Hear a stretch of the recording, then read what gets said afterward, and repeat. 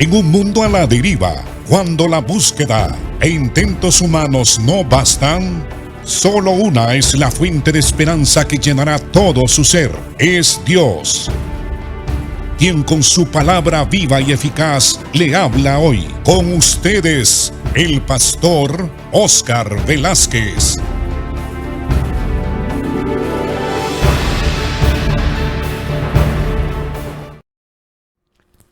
Amados hermanos, continuamos el estudio de esta epístola maravillosa, profunda, enriquecedora de la epístola a los Efesios. Hemos estado hablando de las bendiciones espirituales en Cristo desde antes de la fundación del mundo. Y Pablo nos va explicando cuáles son esas bendiciones. Habla de que nosotros fuimos elegidos, escogidos desde antes de la fundación del mundo. Y que fuimos escogidos para que nosotros seamos santos y sin mancha, hechos a la imagen y semejanza de su Hijo Jesucristo. Ese es el fin más alto de la salvación, del llamamiento y de la elección. Nos eligió para que nosotros seamos hechos a la imagen de su Hijo Jesucristo y vivamos una vida sin mancha, sin contaminación en este mundo.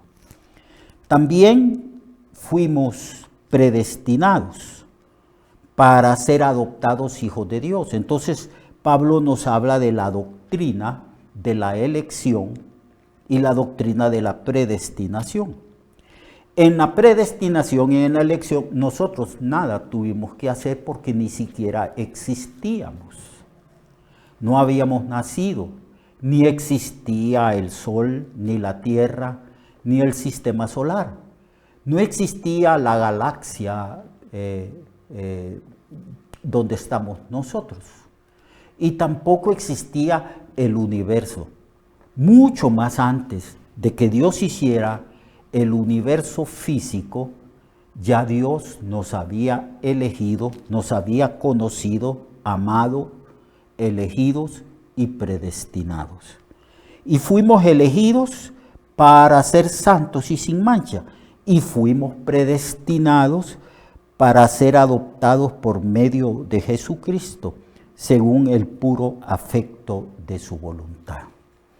Ahora en el siguiente versículo dice allí que fuimos adoptados, somos hijos suyos por medio de Jesucristo según el puro afecto de su voluntad para alabanza de la gloria de su gracia. Ese es uno de los deberes y objetivos más altos que se nos demanda a nosotros. ¿Por qué? ¿Por qué nos salva? En nosotros no hay mérito alguno. Entonces, ¿por qué? Para la alabanza de la gloria de su gracia. La gracia de Dios tiene una gloria, un resplandor, un mérito. Es algo glorioso. Y debemos de alabar a Dios, porque Dios es un Dios lleno de gracia. Dice el apóstol Juan que la ley fue dada por Moisés, o vino por Moisés, pero que la gracia y la verdad vinieron por Cristo.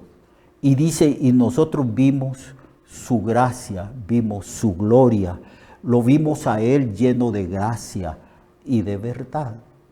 Entonces Dios nos muestra su gracia. ¿Qué es la gracia?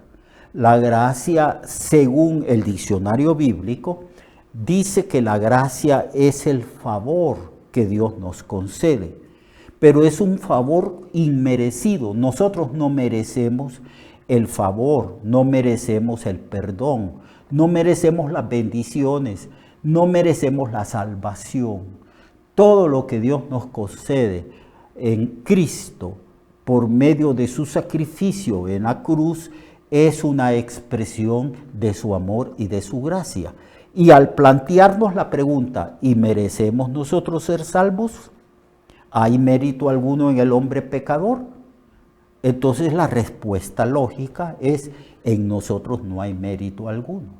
Así que todos los beneficios, todos los favores, la Biblia dice en el Salmo 103 que nos corona de favores, que perdona nuestros pecados, que sana nuestras dolencias, que nos rescata del peligro, nos corona de favores y de misericordias y sacia de bien nuestra boca. Todos esos beneficios los recibimos nosotros gratuitamente. La salvación, la justificación es por fe, gratuitamente, no nos cuesta nada. No que la salvación no cueste, sí cuesta porque a Cristo le costó su vida. Él pagó un precio grandísimo para salvarnos a nosotros.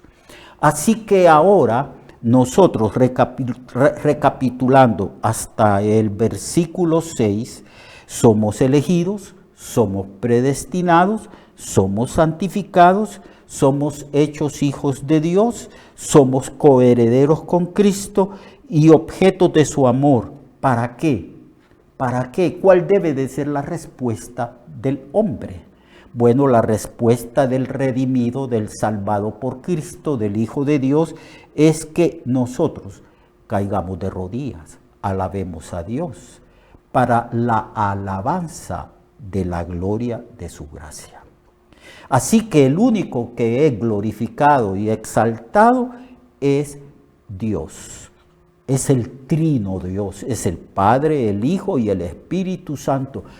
Para ellos el honor, la honra, la gloria, la alabanza, el reconocimiento de ellos son, de ese Dios trino.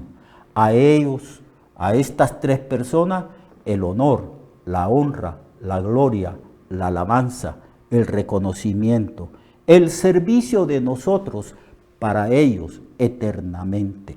Lo alabaremos, alabaremos la gloria de su gracia eternamente y para siempre. Es lo que dice el texto. Para la alabanza de la gloria de su gracia, con la cual nos hizo aceptos en el amado. Esa gracia se manifestó de tal manera que Dios nos aceptó en Cristo. Somos aceptos, amados de Dios, porque Cristo quitó los pecados nuestros. Éramos enemigos y ahora somos amigos de Dios, hijos de Dios. Somos herederos de Dios y coherederos juntamente con Cristo. Ante estas bendiciones y privilegios que Pablo nos está enseñando, es que debemos de caer de rodillas. Por eso asistimos a los templos. Por eso cuando estamos adorando a Dios levantamos nuestras manos para la alabanza de la gloria de su gracia. Caemos de rodillas para la alabanza de la gloria de su gracia. Ese es el deber fundamental más grande que nosotros tenemos para con Dios. Debemos de adorarle, ser adoradores y reconocer que nosotros somos objeto de su amor y de su gracia. ¿Y qué es la gracia? Es el favor que Dios nos concede, pero Dios nos concede ese favor que es inmerecido. No lo merecemos. Yo no merezco ser salvo, no merezco ninguna bendición, no merezco el amor de Dios, no merezco nada de Dios. Entonces, ¿por qué soy objeto de esas bendiciones? Porque Él me las concede gratuitamente. Somos salvos por gracia, no por obras, para que ningún ser humano se gloríe. Entonces, ese es el objetivo. Y Pablo nos está llevando a esa adoración de la gloria de Dios, enseñándonos este plan eterno de salvación y estas bendiciones y privilegios elegidos para ser santos y sin mancha, predestinados para ser hechos a la imagen de su Hijo Jesucristo. Así que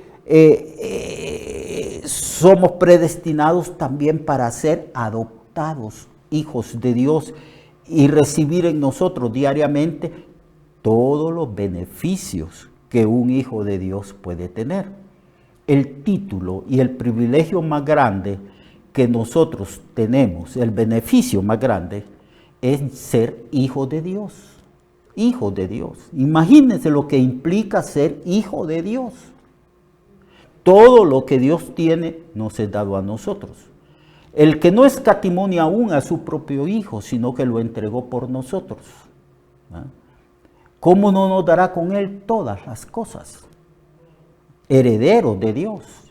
Si somos hijos, heredamos todo lo que Dios tiene. Y si somos coherederos con Cristo, heredamos todo lo que Cristo tiene. Por eso Pablo en Romanos capítulo 8 dice, si no escatimó ni aún a su propio Hijo, entonces hace la pregunta, ¿cómo no nos dará con Él todas las cosas? Si ya nos dio lo más caro, lo más valioso, lo más precioso, que es su Hijo Jesucristo, dando el Señor su vida en la cruz, ¿cómo no nos dará con Cristo todas las cosas? Siendo herederos de Dios y coherederos con Cristo. Ante esa magnitud de esas bendiciones que Pablo está explicando, entonces, ¿qué debemos de hacer? ¿Cuál debe de ser nuestra respuesta natural? Entonces dice, para la alabanza de la gloria de su gracia. Para eso es que el Señor ha ideado este plan. Estaremos eternamente, juntamente con los demás hermanos en Cristo, que son millones de millones de millones, de toda lengua, de toda raza, de todo origen. Estaremos alabando al Señor, la gloria de su gracia, la gloria de su amor. Por eso en el libro de Apocalipsis, capítulo 4, capítulo 5 y otros textos del libro de Apocalipsis, habla de cómo los redimidos alabaremos al Señor eternamente y para siempre. Y la otra de las bendiciones espirituales es la redención por su sangre en Cristo Jesús. En el capítulo 6 habla en el versículo 6 habla que somos llamados para alabar la gloria de su gracia, con la cual nos hizo aceptos en el amado, en quien tenemos redención por su sangre, el perdón de pecados según las riquezas de su gracia. Somos aceptos en Cristo porque Él hizo otra obra, nos benefició con otra bendición grandísima. Y esa bendición es la redención. ¿Qué implica o qué significa esa palabra? Bueno, usted tiene una Biblia de estudio, ahí encontrará la definición de la palabra redención. Usted tiene un diccionario bíblico, usted encontrará allí también. Y si tiene algún comentario exegético de algún libro del Nuevo Testamento, allí también encontrará usted el significado de la palabra redención. Así que la palabra elección, la palabra predestinación, la palabra adopción, la palabra hijo de Dios, la palabra heredero de Dios y ahora la palabra redención. Somos aceptos en Cristo, somos aceptos delante de Dios. En Cristo, en nuestra unión con Cristo, por una razón. Por la redención. Cristo nos redimió. La palabra redención significa que Cristo pagó un precio para redimirnos. En una ocasión Jesucristo le dijo a sus discípulos, dice, como el Hijo del Hombre, que no vino para ser servido, sino para servir y poner su vida en rescate de muchos.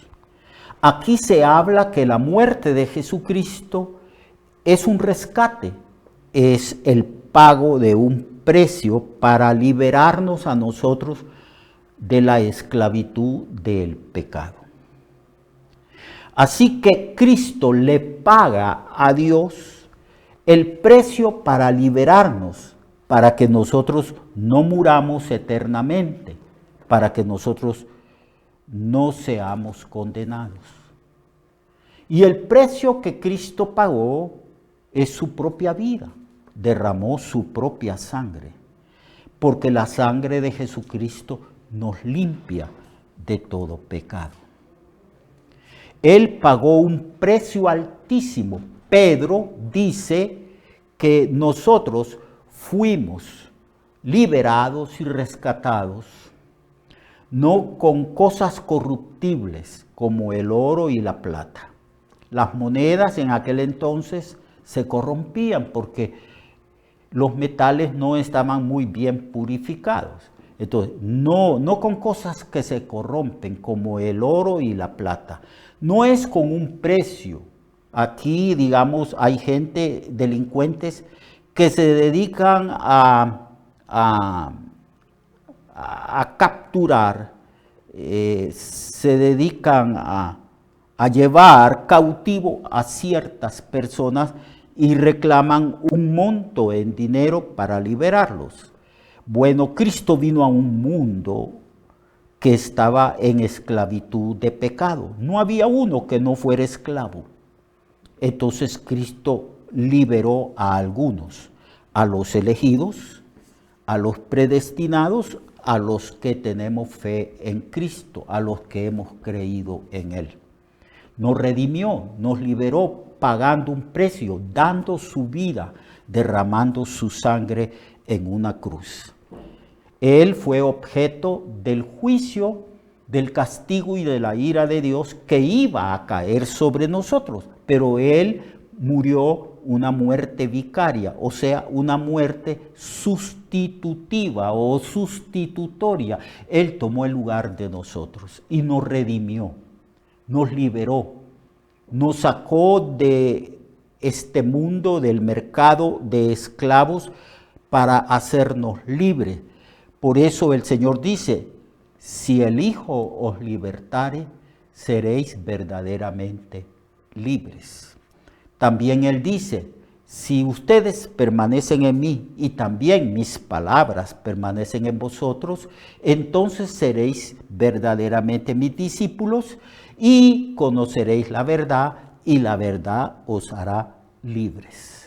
Entonces somos liberados, rescatados del castigo a través de un precio que el Señor pagó, porque la paga del pecado es muerte. Entonces, para liberarnos de esa deuda moral, Cristo tuvo que morir. Ese era el pago para nuestra liberación, para que recibamos el perdón de los pecados. Redención por la sangre de Cristo, y el resultado es el perdón de pecados, en quien tenemos redención por su sangre, el perdón de los pecados según las riquezas de su gracia. Vuelve Pablo a repetir que esto es gracia, es favor inmerecido, y que esto que está él hablando de las riquezas de su gracia, de las riquezas de esas bendiciones. Él está hablando de eso. Eso es maravilloso, hermano. Eso es maravilloso. Somos salvos por gracia, por la fe que es en Jesucristo, creyendo en su obra redentora y expiatoria que Él hizo a favor de nosotros, muriendo en una cruz. Cristo sea glorificado, Cristo sea alabado. A Él le pertenece la majestad, la alabanza, la gloria, el reino y el poder. A Él lo alabaremos eternamente. A ese Dios trino nosotros glorificaremos su gracia. Entonces, la redención significa liberación por medio de un pago como rescate, por medio de una muerte y derramamiento de su sangre. Porque sin derramamiento de sangre no hay perdón de pecado. El pecado está penalizado con una pena capital, que es la muerte. Así que si alguien tenía que liberarnos o salvarnos, tenía que pagar, no el oro ni la plata. Eso era muy poco, no alcanzaba para pagar la deuda que teníamos. Así que solo la muerte de alguien que fuera inocente, santo, puro, sublime, hecho más puro que el cielo mismo, y ese fue Jesucristo. Por eso en la Biblia se habla de Cristo como el Cordero que Dios provee. He aquí, dijo Juan, el Cordero de Dios que quita el pecado del mundo. Así que ve usted cómo Pablo va explayando, mencionando y explicando esas bendiciones espirituales. Por eso él comienza el estudio diciendo: bendito sea Dios, el Dios y Padre de nuestro Señor Jesucristo, que nos bendijo con toda bendición espiritual en lugares celestiales en Cristo. Toda la epístola, hasta el capítulo 3, explica poco a poco y de una manera detallada todas estas bendiciones que las recibimos no por mérito, sino por gracia. Y que en la medida que nosotros vamos entendiendo y comprendiendo todas estas bendiciones, caemos de rodillas para alabar a Dios, para alabar la gloria de su gracia, porque es glorioso lo que Dios ha hecho. Y lo ha hecho desde antes de la fundación del mundo, a lo largo de la historia de la humanidad, hasta la eternidad futura, donde no habrá más llanto ni dolor, donde no existirá ya más el pecado. Entonces, amado hermano, lo espero mañana, para que continuemos estudiando esta epístola, para que crezcamos en el conocimiento de Dios. Y mientras esperamos, nos ponemos de rodillas y le decimos: Señor, danos espíritu de sabiduría en la revelación de ti.